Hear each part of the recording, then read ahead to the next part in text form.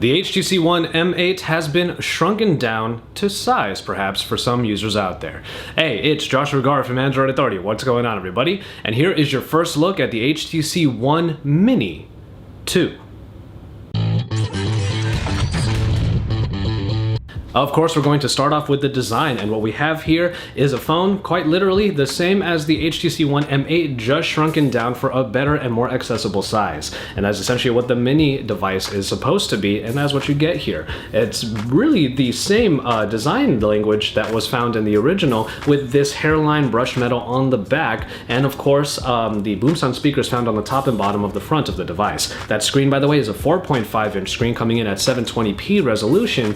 You have a 5 megapixel front-facing shooter up top as well, but another design aesthetic that comes back from the original HTC One Mini is this plastic ring that goes around the device. On the silver versions of the original and also of the second one, you'll see that that lip is white. It's white plastic all around, which was a design choice that we actually thought was a pretty nice change going to, let's say, the HTC One Mini of last year and also the HTC One Max, but it does return here as well, though I am using the gunmetal gray version of this device, in which that plastic lip is black, and it blends in a lot better with this device, so it's not necessarily something that you would really notice as compared to the silver version.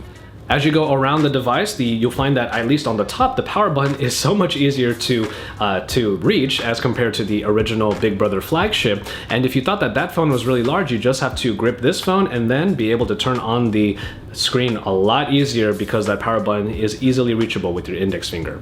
The power, or rather the volume buttons on the left side, are silver on the version that I'm using, but we have been told that in the final production units these will be gray to better blend in with the rest of the aesthetic. But once you get over to the back, it does there is a telltale sign here as well that this is a different phone compared to its flagship Big Brother, and that is of course the exclusion of the dual camera here up top. You're not getting the same optics package either when it comes to the HTC One Mini 2, as this is not an ultra pixel camera. Normally 4 ultra pixels are what you get for the shooters in flagship HTC devices, but much like the HTC Desire 816 that was very recently released, you get a 13 megapixel more standardized camera here on the HTC One Mini 2. After that, it's, like I said before, the same general aesthetic, but what is great about this device, and what is probably going to strike a lot of you most, is how easy it is to handle. The smaller devices are definitely a breath of fresh air compared to a lot of the flagship devices that we're dealing with now at around 5 or even more inches, and they are also a little bit harder to maneuver in one hand, but that's not the case with the HTC One Mini 2. As I've already mentioned, the display is a 720p resolution display coming in at 4.5 inches for this device. While you might be a screen nut or someone who really craves higher resolutions, you really won't be seeing much of a difference on this particular display, especially because it is smaller. 720p is perfect for a display of this size. And with the darker motif of Sense 6, it shows that the contrast is pretty good. And after that, the color reproduction also looks quite good as well. So doing anything from watching media to playing games on here should be fine. After getting underneath the surface, you'll find the Qualcomm Snapdragon 400. It is the lower tier processing package compared to, let's say, the 6 or the 800, obviously, but it is a quad-core processor clocked in at 1.2 gigahertz, backed by 1 gigabyte of RAM. Now, that should still provide you everything you need to perform your general tasks. Those of you who require more advanced processing packages for more advanced tasks will obviously look to the HTC One M8, but at least on here, you still should be able to get everything you need done in a very quick manner, because Sense 6 is one of the more minimalistic operating systems out there, and it should still provide you a snappy experience.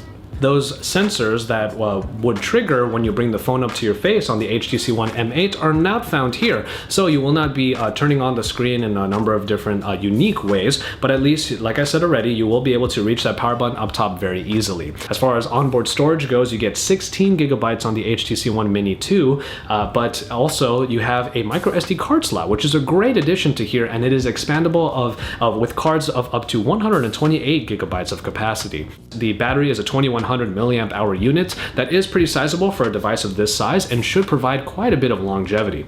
And finally, just talking about the camera, while the camera is a 13 megapixel shooter in this sense, it's a more standardized optics package, it does still provide pretty much the same experience that you would expect from an HTC camera. You are able to still put together Zoe's, but the Zoe camera is not included in the modes, and after that you also don't have the Pan 360. It's more of a standardized experience performance with the regular camera, the selfie camera, and then after that you have, of course, the ability to create Zoes in the gallery that will then be shared into the Zoe app, which is included in the device. And finally, in software, we have Sense 6, the latest version of Sense from HTC that was called 6 Sense for a little while there, but nonetheless, it comes with what you would see in the HTC One M8, obviously just brought down to size. And that includes Blink Feed, which is one of the, in my opinion, best news aggregation second screens that are available out there.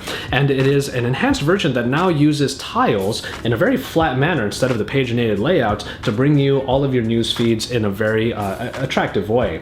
After that, you can always hunker down into specific sources if you wish, which is a feature I always loved about it. But once you put Blink Feed aside, it's a pretty standardized Android experience, what with the home screens, the notification dropdown with the quick setting shade, the app drawer, and of course the canvas for all of your widgets, icons, and folders. So you're getting a very simplistic layout on here that is a really easy way of getting into Android, one of the easier operating systems to use out there. And that was a feather in the cap of the HTC One M8, but now it is, of course, a feather in the cap of the HTC One Mini 2. And so there you have it for the HTC One Mini 2 in this quick look. As you can already see there, I'm holding it very easily in my hand, and it's just small enough for me to be able to grip it like this, and that is really the charm of the HTC One Mini 2, and that's what it was for the original Mini as well. The fact that a greatly put together flagship device has been brought down to size, and it brings some of the best that the original had to offer and puts it in a size that plenty of users out there will probably enjoy better than the larger 5+ inch devices out there that make one-handed usage a little bit more difficult. So keep it tuned to Android Authority for all of the coverage, including our future review of the HTC One Mini 2.